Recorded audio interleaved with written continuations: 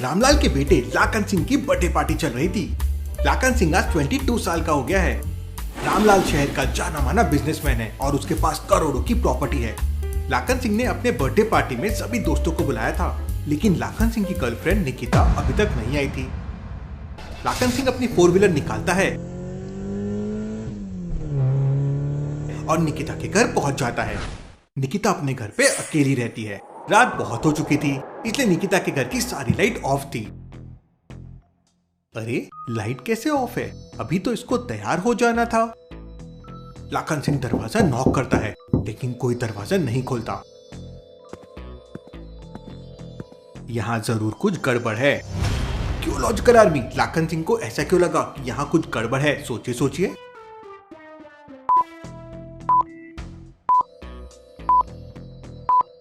यहाँ बाहर देखिए, किसी के फुटप्रिंट्स बने हुए हैं और फुटप्रिंट्स रेडिश है। ये देख के लाखन सिंह थोड़ा सा घबरा जाता है। वो जोर से दरवाजे को धक्का देता है तो डोर खुल जाता है। लाखन सिंह घर के अंदर जाता है तो घर का सारा सामान बिखरा पड़ा था। लाखन सिंह अपने मोबाइल की टॉर्च जलाकर घर की सारी लाइट ऑन करता है। घर की लाइट्स ऑन होते ही उसके होश उड़ जाते हैं। निकिता जमीन पे पड़ी हुई थी और उसकी बॉडी पर चाकू लगा हुआ था और ढेर सारा खून बह रहा था। वो निकिता के पास जाकर चेक करता है तो निकिता मर चुकी थी। वो बहुत डर जाता है और तुरंत जाने माने जासूस डिटेक्टिव मेहुल को कॉल कर देता है। उस समय मेहुल सो रहा था। मोबाइल की रिंगटोन बजते ही मेहुल जाग जाता है। कॉल रिसीव करते ही लाखन सिंह मेहुल को सारी सच्चाई बताता है। केस की छानबीन करने के लिए मेहुल तुरंत अपने कपड़े पहनने लगता है। मुझे अभी के अभी वहां जाना होगा, सुबह तक का इंतजार नहीं कर सकता हूँ। मेहुल अपने घर को अच्छी तरह से लॉक करता है और घर के बाहर निकल आता है। मेहुल के घर के बाहर 3 गाड़ियां खड़ी हुई हैं। पहली बाइक, दूसरी 4 व्हीलर कार और तीसरी एक नई बुलेट जो कुछ दिन पहले ही मेहुल ने खरीदी थी। लॉजिकल आर्मी, क्या आप बता सकते हैं मेहुल तीनों में से कौन सी गाड़ी से केस की छानबीन करने के लिए जाएगा? सोचिए सोचिए।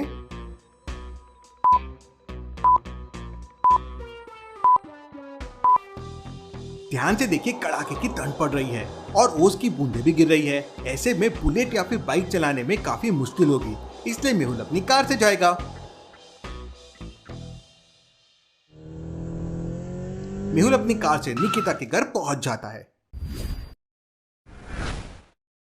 मेहुल अंदर जाके देखता है तो लाखन सिंह वहां पे दुखी बैठा हुआ था। वहां पर एक कॉपी, पेन और सुसाइड नोट रखा हुआ था। ये सुसाइड नोट नहीं है, बल्कि इसका मर्डर किया गया है। लॉजिकल आर्मी, क्या आप बता सकते हैं मेहुल को ऐसा क्यों लगा कि ये सुसाइड नहीं बल्कि मर्डर है? सोचिए सोचिए।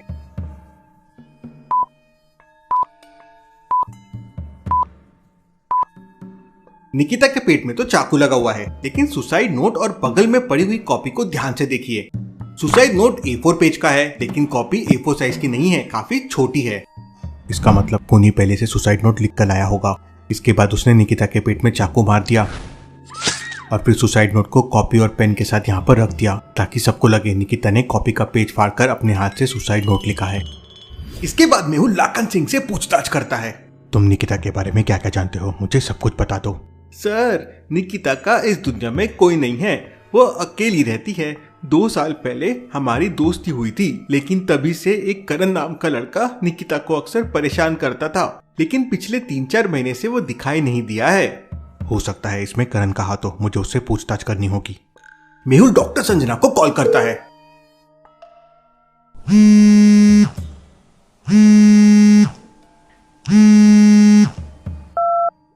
डॉक्टर संजना, क्या तुम जल्दी से लैब में आ सकती हो? एक डेड बॉडी का पोस्टमार्टम करना है। बस 20 मिनट में लैब पहुंच जाऊंगी। मेहुल निकिता की बॉडी लेकर लैब की तरफ निकल पड़ता है। मेहुल 15 मिनट के अंदर ही लैब में पहुंच जाता है। लैब के बाहर अभी भी ताला लगा हुआ था। डॉक्टर संजना अभी तक क्यों नहीं पहुंची है? लॉजिकल आर्मी, क्या आप बता सकते हैं डॉक्टर संजना अब तक लैब में क्यों नहीं पहुंची है? सोचिए सोचिए।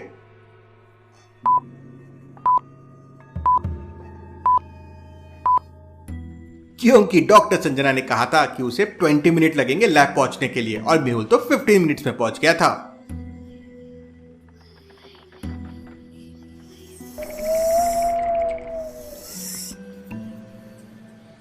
तभी मेहुल को डिटेक्टिव सोसाइटी से एक कॉल आता है। मेहुल, ये केस आलिया हैंडल कर लेगी। तुम्हें एक अर्जेंट मीटिंग के लिए डिटेक्टिव सोसाइटी के हेड ऑफिस पहुंचना है और आज आलिया के एविडेंस ऑब्जर्वेशन की टेस्ट भी है। मेहुल आलिया को कॉल लगाता है।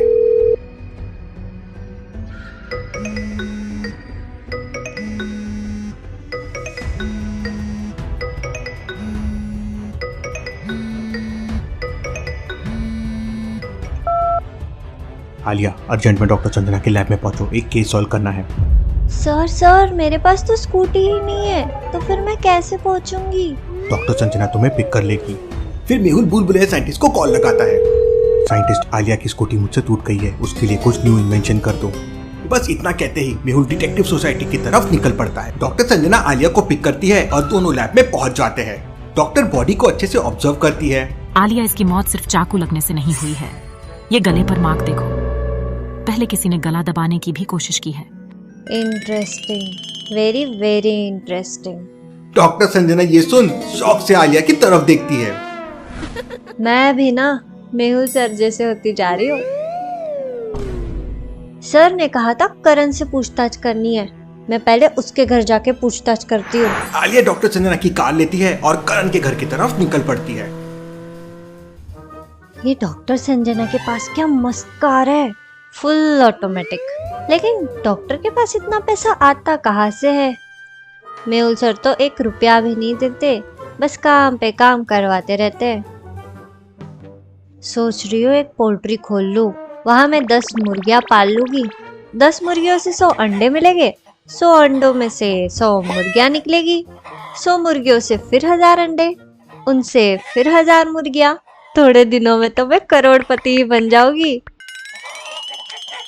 आलिया अपने ही ख्यालों में खो जाती है। तभी पीछे से एक कार आलिया को हॉर्न देती है। Focus Alia, focus. तभी आलिया को मेहुल का कॉल आता है। आलिया, तुम्हारे सामने वाले पान ठेले पे करण खड़ा है, जल्दी से उसे पकड़ो और पूछताछ करो। सर को मेरी लोकेशन का कैसे पता चला और करण की लोकेशन का कैसे पता चला? वाह सर, जब भी तो वो नंबर 1 डिटेक्टिव है, नंबर 1। आलिया पान ठेले के सामने कार रोक देती है, लेकिन वहाँ पे 3 लोग खड़े थे।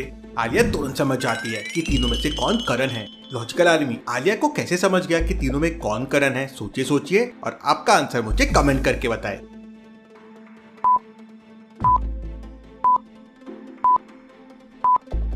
पहला वाला तो बच्चा लग रहा है और तीसरा आदमी बूढ़ा लग रहा है, लेकिन दूसरा वाला आदमी 22-23 साल का लग रहा है, मतलब यही करण होगा। आलिया करण को पकड़ लेती है और उसे पूछताछ करती है। तो करण कहता है कि उसे कुछ नहीं पता है और उसने 4-5 महीने से निकिता का पीछा करना छोड़ दिया है, क्योंकि निकिता बहुत ही खराब लड़की थी और सिर्फ पैसों से मतलब रखती थी।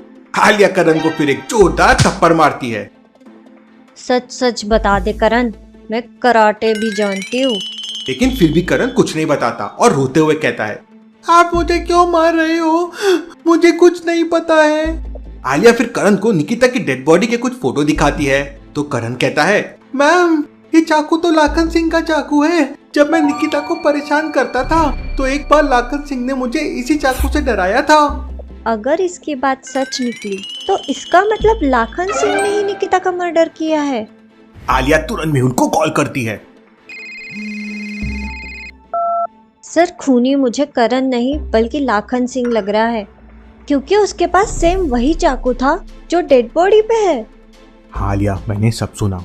सुना मतलब सर? सॉरी, मेरा मतलब तुम जो बोल रही थी वो मैंने सब सुना। ओह अच्छा। जाओ तुरंत लाखन सिंह से पूछताछ करो। आलिया करण को लेकर तुरंत लाखन सिंह के घर पहुंच जाती है। करण को देख लाखन सिंह वहां से भागने की कोशिश करता है, लेकिन आलिया एक जोरदार किक मारती है।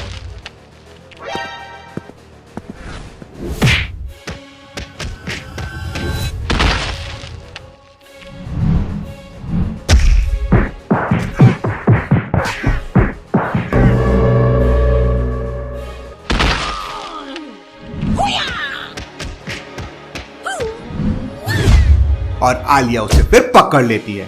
हाँ, मैंने ही निकिता का मर्डर किया है, क्योंकि वो सिर्फ पैसों के पीछे थी।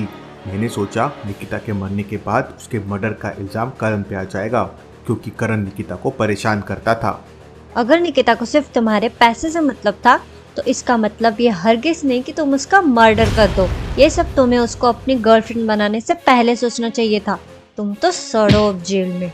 आलिया लाखन सिंह को पुलिस के हवाले कर देती है। मुझे कमेंट करके बताएं ये केस किसने सॉल्व किया, मेहुल ने या आलिया ने। ये डिटेक्टिव सोसाइटी क्या है, देखेंगे हम अगले एपिसोड में।